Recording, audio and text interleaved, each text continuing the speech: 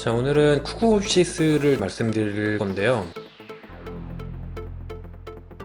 제가 쿠쿠홈시스를 보는 이유, 그리고 앞으로 계속 가능성을 주시하는 이유는 바로 DB 비즈니스이기 때문입니다. 데이터베이스요. 그리고 혹시 다단계라고 들어보셨어요? 굉장히 이슈가 많이 됐었죠. 많이 요즘은 사기꾼 다단계는 없어지는데 그래도 아직도 아예 완전히 없어지지는 않았겠죠. 항상 최근 20년간 다단계 비즈니스의 생명력은 정말 놀랍다. 데이터베이스화 시키는 비즈니스는 굉장히 안정적이고 가능성이 크다. 저는 이렇게 생각을 하고 있는데, 어떻게 보면 다단계 비즈니스가 제한될수록 렌탈 비즈니스는 상대적으로 혜택을 받는다. 저는 이렇게 생각을 좀 하고 있습니다. 쿠쿠홈시스를 좀 먼저 알아보면, 이게 국내 점유율인데요. 코웨이가 한 40%, 그 다음에 쿠쿠홈이 한 12%, LG전자가 17%, 이 정도 된다고 보시면 됩니다. 우리 국내 계정에서 렌탈 업체를 좀 비교를 해보면 코웨이가 가장 크고 40% 정도를 차지하고 있고, 쿠쿠홈이 한 12% 정도, 그 다음에 LG전자, 삼성, SK매직 뭐 이렇게 있는데, 사실 SK매직이나 LG전자, 특히 삼성 같은 경우에는 다른 사업이 워낙 크기 때문에 순수 렌탈 업체라고 보기에는 좀 어렵고, 쿠쿠홈이랑 비교가 되는 거는 아무래도 똑같은 비슷한 사업을 유지하는 순수히 렌탈로만 밸류에이션을 평가하는 거는 코웨이가 1등, 쿠쿠홈이 2등이다. 그래서 쿠쿠홈의 주가는 코웨이와 비교를 해야 된다, 이렇게 보시면 됩니다. 쿠쿠홈시스와 코웨이 시가총액, 관리 계정 수, 관리 계정 수당 가치 비교, DB 비즈니스, 데이터베이스 비즈니스는 결국은 얼마나 데이터베이스가 있냐, 그걸로 좀 따져보거든요. 광고도 마찬가지잖아요. 그러니까 여러분이 뭐 네이버나 다음이나 이렇게 온라인 광고를 하다 보면 그 온라인 광고 효과를 비교할 때 그 온라인 광고로 인해서 데이터베이스가 쌓이거나 새로 가입이 나오거나 이런 걸로 효과를 보기 때문에, 쉽게 말해서 알프라고 하죠. 그러니까 계정당 매출 금액보다는 어떤 비즈니스를 어떻게 할지는 모르니까 한 계정이 어느 정도의 가치가 있냐, 이렇게 좀 비교를 해보고, 그다음에 우리나라에서는 아무래도 코웨이가 1등이기 때문에 코웨이의 계정당 가치를 어느 정도 봐주면 거기서 쿠쿠홈시스를 어느 정도 할인하냐, 이런 방식으로 밸류에이션 평가를 하는데, 제가 볼 때는 심하게는 역사적으로 보면 코웨이에 대비해서 쿠쿠홈이 절반 이하의 계정 가치를 부과하기도 하고, 그거를 조금 좁히면은 마이너스 30%, 마이너스 20%까지도 좁혀지기도 하는데, 바운더리에서 왔다 갔다 하는데, 앞으로는 쿠쿠홈도 충분히 이거를 좁힐 수 있는 가능성이 있을 것 같아서 설명을 좀 드려보겠습니다. 일단 시가총액을 비교하면 6배, 2020년 12월 기준으로 이렇게 형성이 되고 있고요. 관리 계정수는 3분의 1. 관리 계정수는 3분의 1인데 반해서 시가총액은 6분의 1이라는 거는 그만큼 디스카운트를 받고 있다. 가입자당 가치도 절반 정도로 디스카운트가 된다, 이렇게 보시면 됩니다. 그렇기 때문에 이제 쿠쿠홈시스의 가치를 좀 비교할 때는 코웨이의 PER이 중요합니다. 이 회사가 수익 적게 내나 이런 거를 보기에 앞서서 코웨이 가치가 어떻게 변동되는지, 쿠쿠홈시스는 가만히 있는데 코웨이가 막 헐을 많이 받는다 그러면 이것도 같이 따라가겠죠. 그리고 쿠쿠홈이 아무리 잘 돼도 어느 정도 코웨이가 안 가면 차익 거래가 가능한, 그러니까 롱숏이 가능한 상황이기 때문에 같이 연동이 된다, 이렇게 보시면 됩니다. 이런 기업들은요, 쿠쿠홈시스가요, 코웨이를 정말 1위를 탈환할 수 있다, 이렇게 되면은 지각 변동이 일어날 수 있는데, 지금까지는 그런 움직임은 보이지 않고, 그나마 조금 1위를 생각할 수 있는 거는 아무래도 해외 법인인데, 해외 법인 조금 이따 설명드릴게요. 자, 전체적으로는 국내 렌탈 시장 점유율이 50%를 넘겼어요. 그렇기 때문에 나눠먹기 과점 시장에 대한 우려가 좀 존재합니다. 그리고 이쪽에서는 아무래도 LG전자가 종합 가전업체이기 때문에 아무래도 렌탈 비즈니스에서는 조금 유리하지 않나, 이런 우려가 좀 있습니다. 그렇기 때문에 쿠쿠홈시스는 코웨이에 대비해서 할인도 받지만 뭐 LG전자라든지 삼성전자 같은 거대 대기업도 들어오는 시장이기 때문에 그에 대한 디스카운트도 항상 존재를 합니다. 그리고 이제 말레이시아 계정이 100만 계정을 돌파하면서 현금이 돌기 시작했어요. 주로 쿠쿠홈시스가 한 5, 6개 정도의 나라에 진출을 했는데, 보통 이쪽 회사 얘기를 들어보면 한 3년이 지나가면서 4년, 5년 차부터 이제 돈이 벌리기 시작한다 그러는데, 말레이시아가 딱 그런 케이스고요. 그래서 처음에 들어가면 적자인데 그거를 이제 회수하기까지, 사업을 빌딩할 때까지 시간이 걸리고, 거기서 굉장히 잘 된 케이스가 말레이시아다, 이렇게 보시면 됩니다. 또 말레이시아가 지금 1인당 GDP가 15,000불 정도인데, 주로 이제 한 요 정도부터 어느 정도 이제 소비 여력이 생기면서, 보통 이런 게 있잖아요. 우리나라 같은 경우에도 GDP가 1만 불이 안 되는 나라 같은 경우에는 공장 거점을 써서 거기서 생산을 해요. 중국이나 베트남, 이제 인도까지도 삼성전자가 좀 바라보고 있죠. GDP가 아주 낮은 나라는 거기서 소비해 줄 걸 기대하는 게 아니라 거기서 그냥 생산을 해버려요. 그리고 이제 미국이나 선진국에 수출하는 거고, 근데 그 나라가 어느 정도 GDP가 올라오는데 그렇게 되면 그 나라에서도 판매를 해서 벌 수 있는 거를 생각하게 되는 거죠. 그런 부분에서 주로 1만 불 이상, 그러니까 1만 불 이하는 굳이 그 나라에서 매출을 기대하기는 어렵고 1만 5천 불이 넘어가면서 조금 이게 탄력이 붙는 그런 구조로 보시면 됩니다. 제가 제일 좋게 보는 게 뭐냐면 영업활동 현금 흐름이 개선이 되고 있어요. 그래서 2019년엔 81억, 2020년은 630억, 2021년까지도 꾸준히 최근 5년간 해외도 진출하고 국내에서 점유율 관리 계정을 계속 늘리면서 특히 이제 작년 코로나로 1인 가정이 늘어나고 언택트가 좀 늘어나면서 이쪽 비즈니스를 계정을 계속 DB를 쭉 꾸준하게 잘 늘렸다. 그리고 이제 회수 단계에 돌아서다 라고 보시면 됩니다. 말레이시아, 싱가포르, 인도, 인도네시아, 미국, 호주 등에 진출했는데 뭐 수익은 말레이시아, 그다음 미국 국내 정도,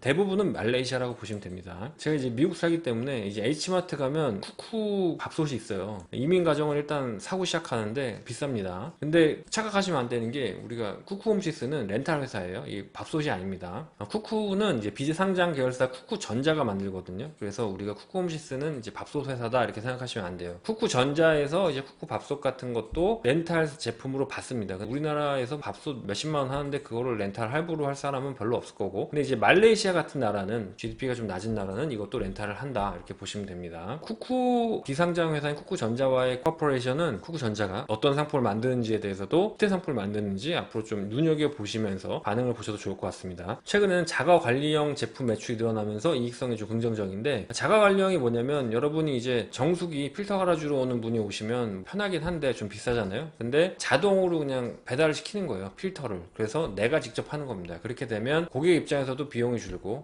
홈시스 입장에서도 뭐 아무래도 비용이 적으니까 매출이 늘겠죠. 그리고 안정적인 어떤 구독 경제가 가능한 거죠. 이런 거를 하면서 용역 원가가 줄고 제품도 영장으로 인해서 대손율에도 긍정적인 비중을 보시면 되고, 최근에 신규 제품은 거의 절반 정도가 자가관리형 매출이라서 이런 부분이 사업에 굉장히 탄탄하게 하고 영업이익률이 대폭까지는 아니어도 일부 증가하는데 도움을 주고 있다고 보시면 됩니다. 매출 비중은 국내 대 말레이시아가, 해외가 각각 6대4, 국내가 6, 해외가 4, 근데 해외의 95%는 말레이시아 보시면 되고요. 약간 가능성이 있는 게, 이게 저도 지금 미국 돌아다니면 가끔 이제 쿠쿠홈시스 정수기 아줌마 보거든요. 미국 법인, 호주 법인 등을 대상으로 아무래도 한인들한테 집중 공략하고 있다 이렇게 보시면 되는데, 미국 저희 텍사스 같은 경우에는 물이 안 좋아서 정수기를 써도 먹을 수가 없어요. 한국처럼 물이 좋지 않기 때문에 그나마 물이 아주 좋은 몇 개 주에서나 가능할 것 같다 이렇게 좀 보입니다. 품목별 매출은 정수기가 60%, 밥솥이라고 착각하시면 안 돼요. 밥솥은 그렇게 렌탈로 많이 안 팔립니다. 아무래도 정수기다 이렇게 보시면 되고요. 그다음에 여기 좀 흥미있는 제품이 있어서 가져왔는데, 그 펫드라이룸, 이게 뭐냐면은 강아지 목욕시키고 드라이가 되게 귀찮거든요. 여기 넣어놓으면은 자동적으로 드라이가 되는 겁니다. 근데 이게 나름 잘 팔려요,